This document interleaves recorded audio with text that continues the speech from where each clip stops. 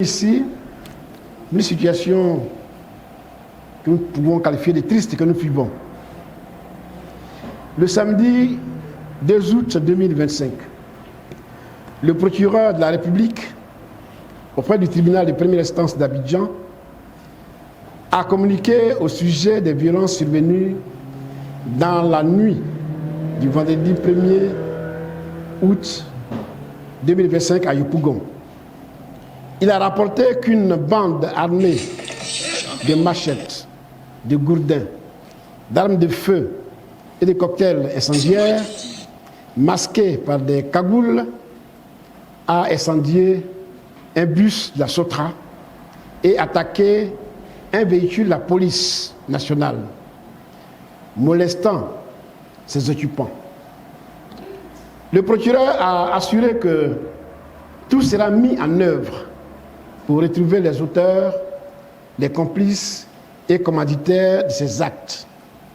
Voilà ce qu'a dit le procureur. Mes chers amis, d'entrée de jeu, je voudrais vous dire que le PPACI, notre parti, condamne fermement ces actes de violence et exprime sa compassion aux victimes. Mesdames et messieurs, alors que l'opinion publique nationale et internationale s'attendait à ce que M. le procureur de la République respecte les procédures prévues par le Code de procédure pénale de notre pays, la réalité observée dès le matin du 3 août est autre. Une vague de répression s'abat illégalement sur nos cadres et militants. De nuit, les camarades dont les noms suivent, c'est-à-dire Pascal Zaouli, député suppléant de Yopougon, Kado Nyebre, secrétaire national technique du PPACI, Josué Kwame, Kwasi Brou, Eric Gogo, Fofana Suleiman et Zo Enza sont enlevés et amenés vers des lieux inconnus. Le PPACI dénonce avec la plus grande fermeté ces pratiques anticonstitutionnelles, héritées du passé récent et sombre de notre pays, qui confirment que le régime RHDP persiste dans ses méthodes d'intimidation et de répression politique. Nous rappelons qu'en République, la présomption d'innocence est un droit sacré, tout comme la protection contre des arrestations arbitraires. Les libertés d'expression, d'association, de réunions pacifiques et de circulation ne sauraient être criminalisées. Les autorités sont tenues de notifier immédiatement les motifs d'arrestation, de présenter les personnes arrêtées devant un magistrat dans les délais légaux, de garantir leur accès à un avocat, ainsi que d'informer et d'accorder l'accès aux familles et au personnel médical.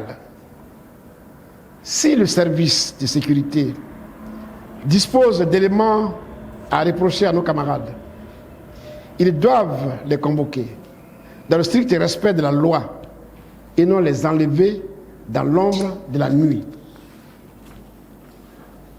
Ces arrestations arbitraires portent atteinte non seulement aux droits fondamentaux des citoyens, mais aussi à la décrispation politique et à la cohésion nationale que tout le peuple ivoirien appelle de ses vœux. Le PPACI exprime sa solidarité totale envers les militants ainsi victimes et réclame leur libération immédiate. Nous alertons par ailleurs sur la montée inquiétante de la violation des libertés constitutionnelles, en particulier à quelques mois de l'élection présidentielle d'octobre 2025. Nous mettons en garde contre toute instrumentalisation de la justice et de la force publique à des fins politiques.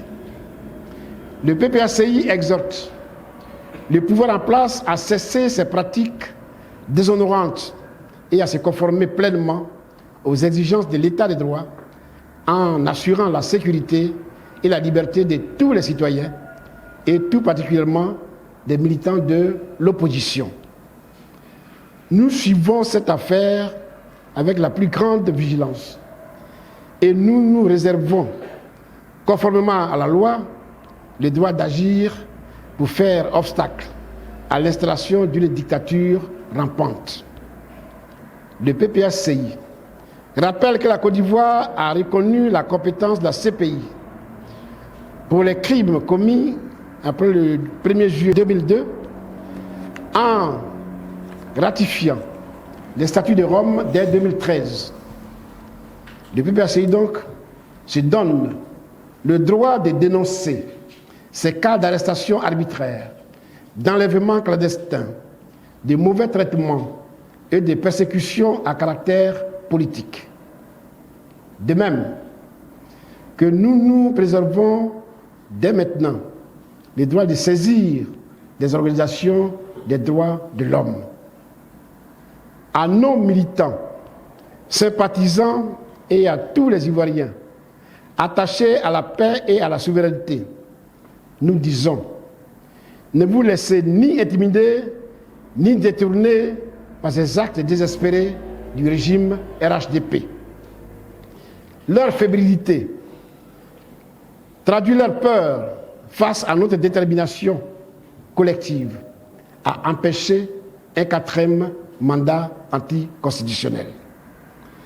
Nous restons mobilisés, pacifiques, disciplinés et nombreux. Nous défendrons la liberté par des moyens pacifiques et opposerons la force du droit aux dérives de la force. Chers amis, toute cette manipulation ou cette agitation est faite pour que la marche que nous avons prévue le 9 août prochain ne puisse pas avoir lieu. Donc nous voyons le dos du nageur. Je vous remercie.